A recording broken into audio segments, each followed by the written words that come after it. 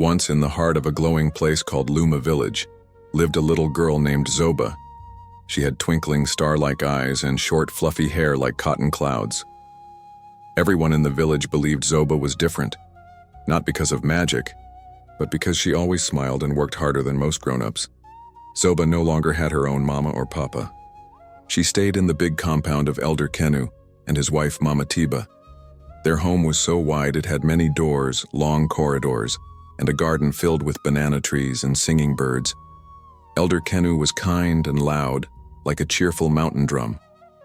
But Mama Tiba, her heart was no longer light. Long ago, Tiba had a daughter named Ifueko, a little blossom full of laughter.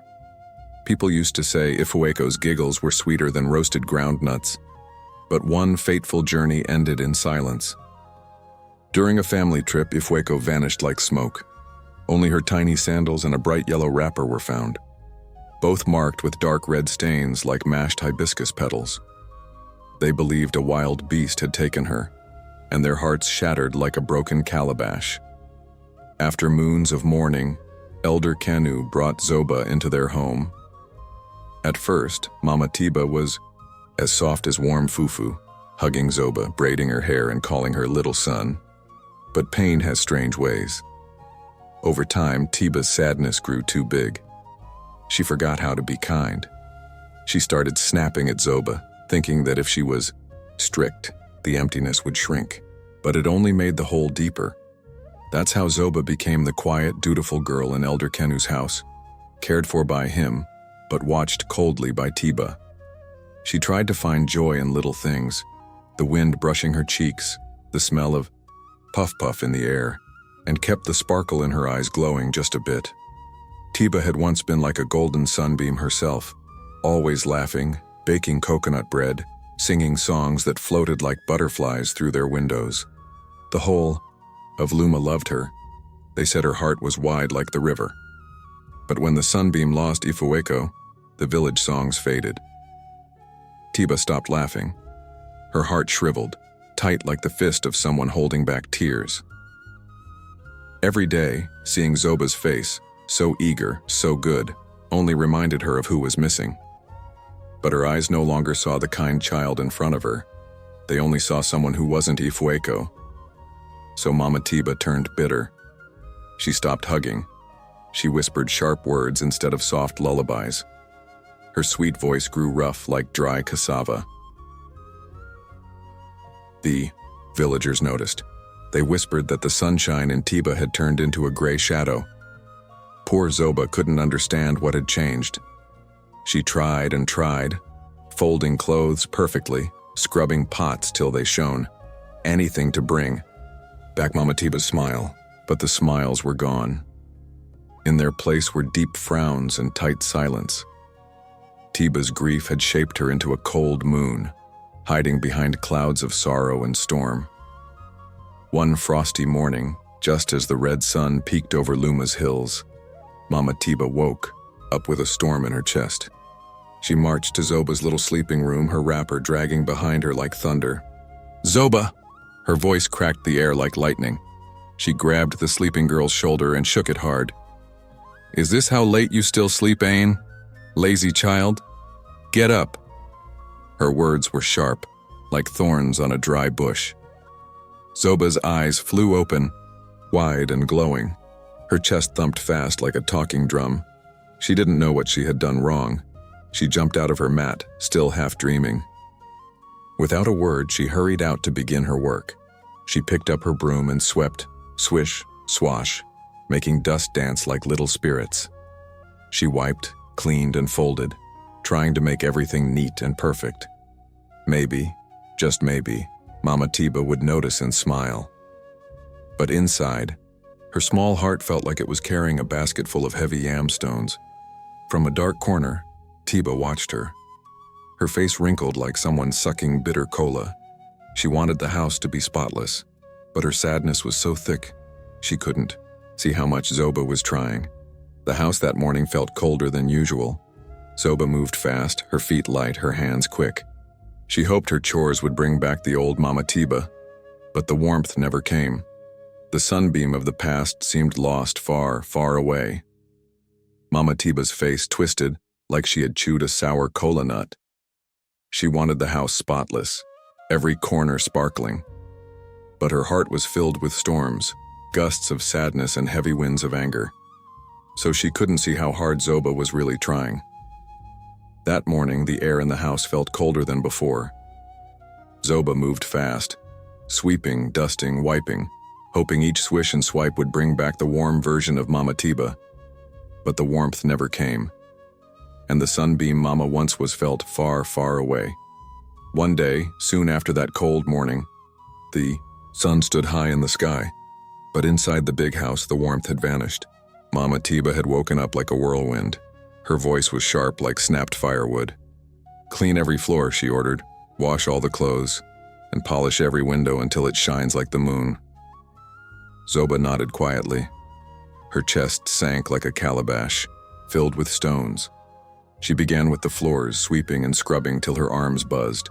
Then came the pile of laundry, trousers, wrappers, shirts, all so muddy they looked dipped in yam soil.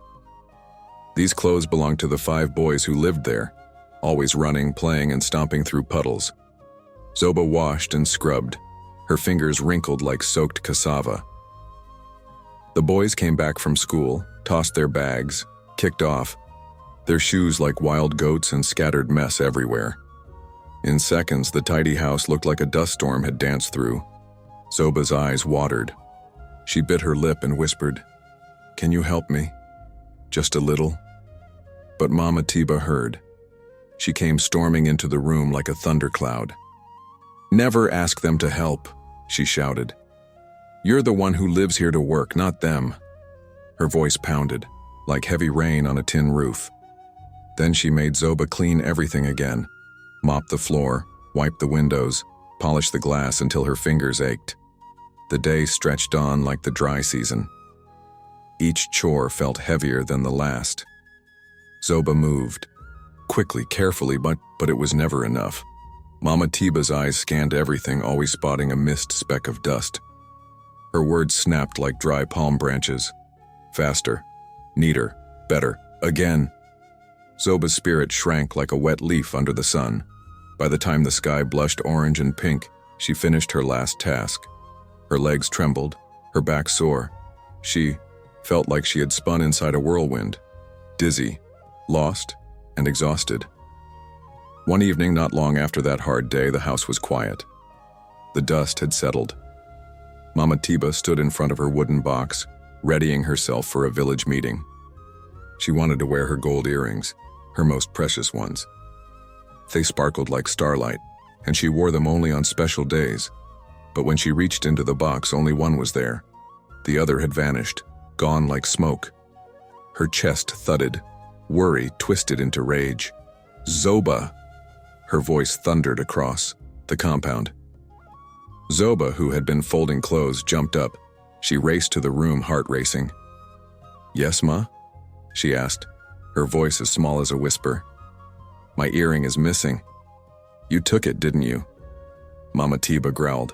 Her eyes narrowed like a lioness ready to strike. Zoba's mouth opened, then closed. She couldn't believe what she heard. "I didn't take it, Ma. Please believe me," she whispered, trembling like a leaf in the wind. But Mama wouldn't listen. "You will kneel there and stay until it is found." She pointed to the corner of the room. Zoba dropped to her knees. The floor was hard, and her heart was even heavier. She felt like she was carrying a mountain on her back, a mountain made of shame. Time crawled. The sun moved slowly across the sky. The house stayed quiet and tight with tension. Mama Tiba's sons began searching, flipping cushions, opening drawers, tossing wrappers. They moved through the rooms like hunters. Then, at last, in the deepest corner of Mama Tiba's own wardrobe, beneath soft cloths and folded wrappers, the youngest boy found something shiny, peeking shyly between folds of a silky wrapper. The youngest boy lifted his hand.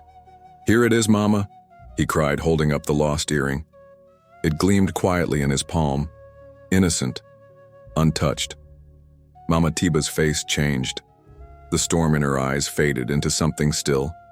Not kindness, but silence. She took the earring gently, wiped it clean, and placed it back into her carved wooden box. Without even glancing at Zoba, she said flatly, "You may rise." Zoba stood up slowly, her knees aching, but her chest aching more. She had been blamed, punished for something she never did. And even now, with truth shining like the earring itself, there was no apology, no soft word, no motherly hug, only the same chilly air between them. Zoba quietly returned to her chores. The daylight around her dimmed like a candle at the edge of sleep. As days turned to weeks and weeks rolled into quiet months, Zoba grew.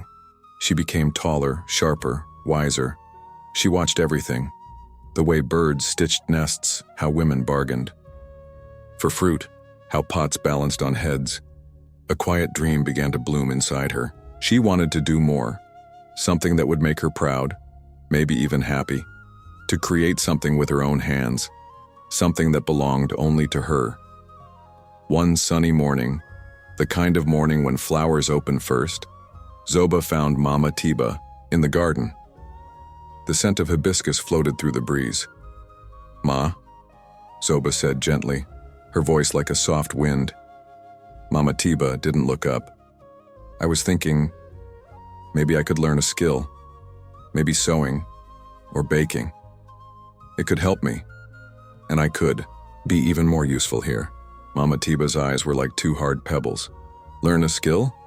Why should I spend coin on teaching a useless orphan like you?" She scoffed. "Even your parents didn't want you.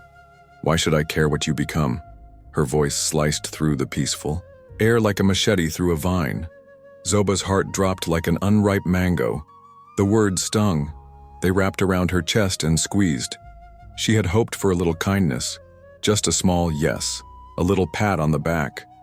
Instead, she got daggers. Tears filled her eyes, but she blinked them away. She would not cry in front of Mama Tiba. She couldn't. "I'm sorry, Ma," Zoba whispered. She turned around, feeling even smaller than before. It was as if Mama's words had stolen something from her, something soft and tender. That night, Zoba lay on her mat staring at the ceiling. Moonlight painted thin silver lines across it. Her morning dream now felt faint and far away, like a kite lost in the wind. She knew she couldn't give up. But that night, the road ahead looked dark, covered in shadows of harsh words and aching memories. Still, somewhere deep inside her, a tiny spark refused to go out.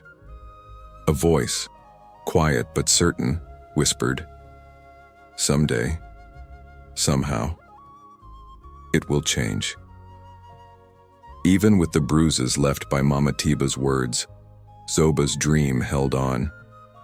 It clung to the corners of her heart like a wild little flower growing in cracked stone. One day, Elder Kenu found her sitting by the side of the house, staring into the wind. Her face looked far away. He sat beside her, his voice as deep and warm as a drum played slowly at dusk. "Zoba, you look like someone carrying a mountain. What burdens your heart?" Zoba looked at him.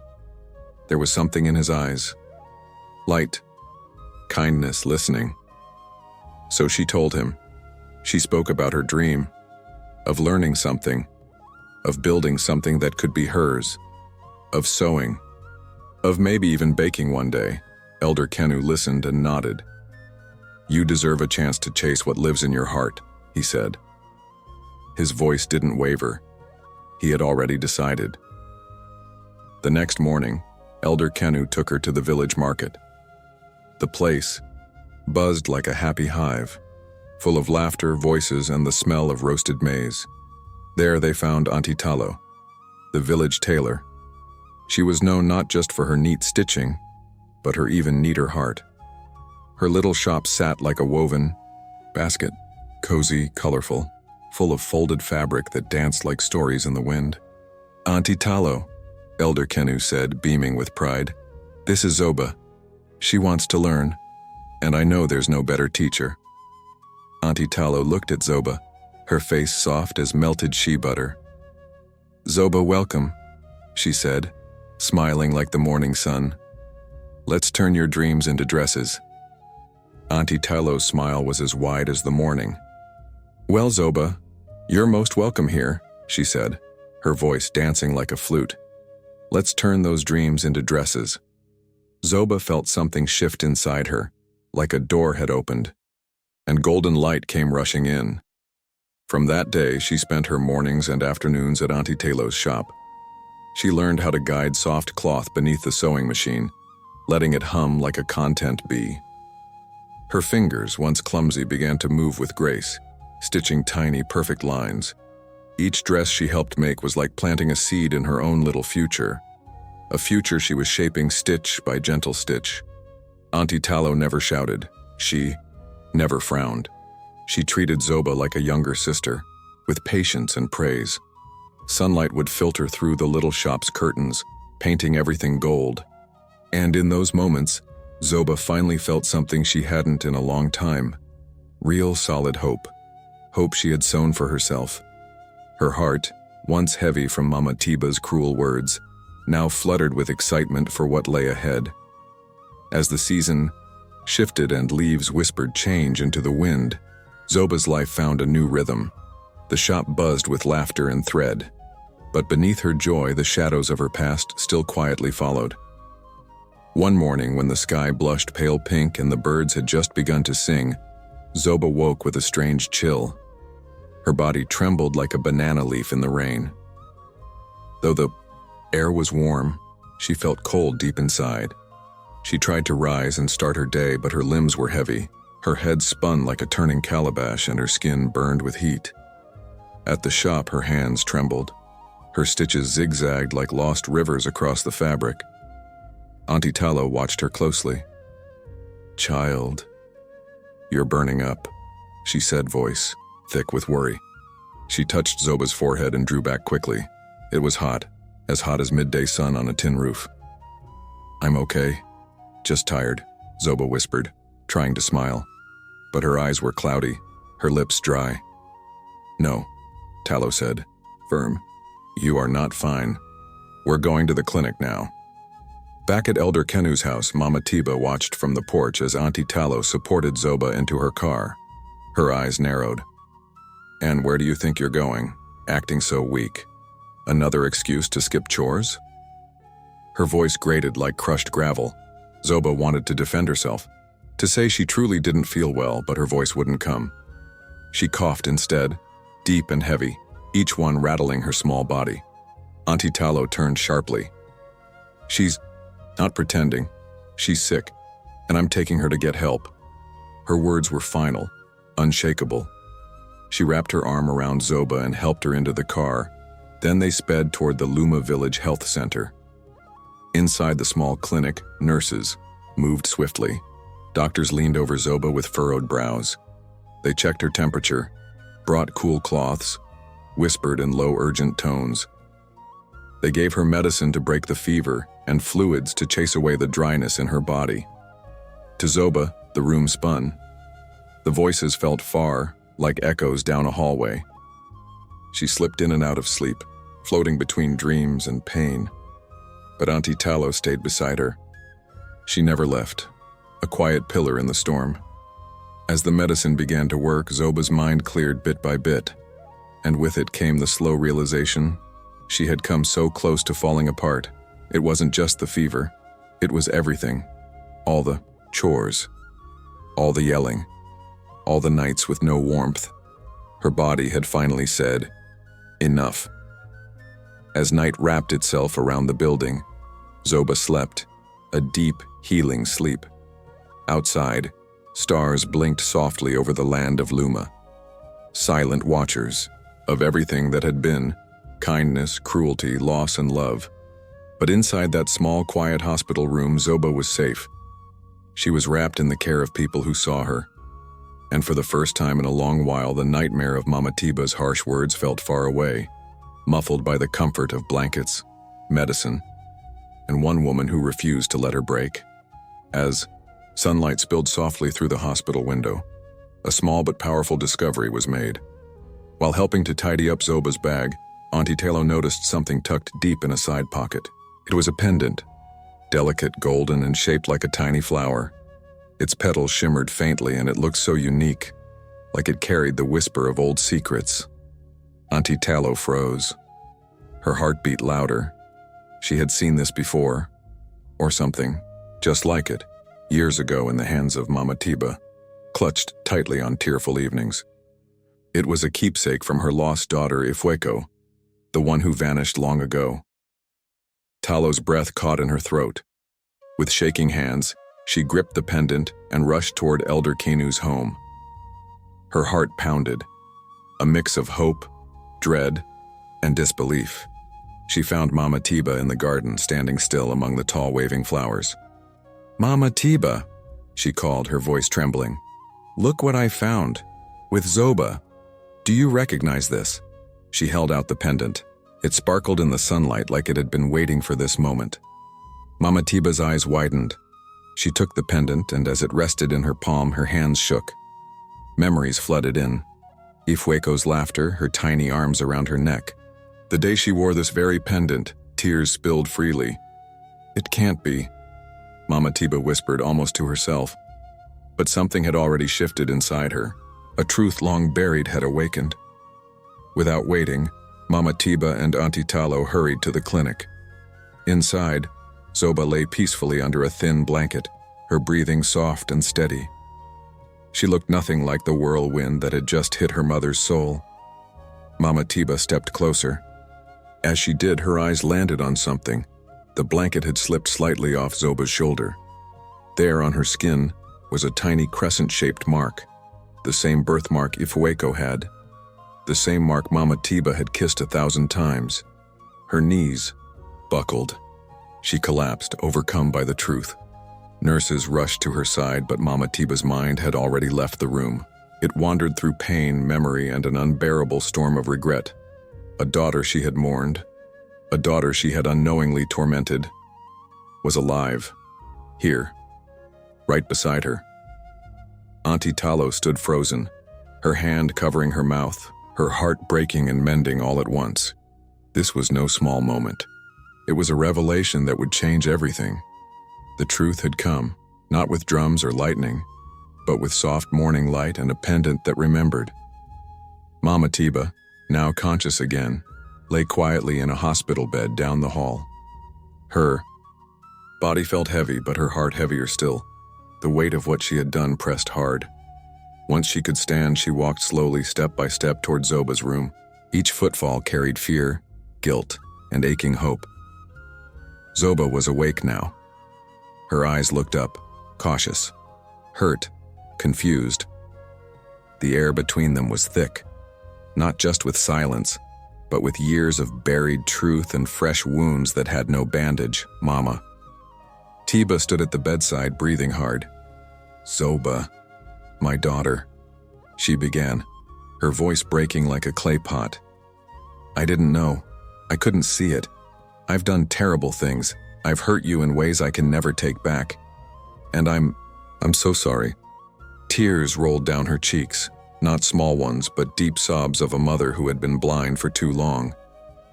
Zoba listened. Her heart felt like a battlefield, emotions fighting to rise, anger, confusion, and a desperate wish that maybe, just maybe, this was real.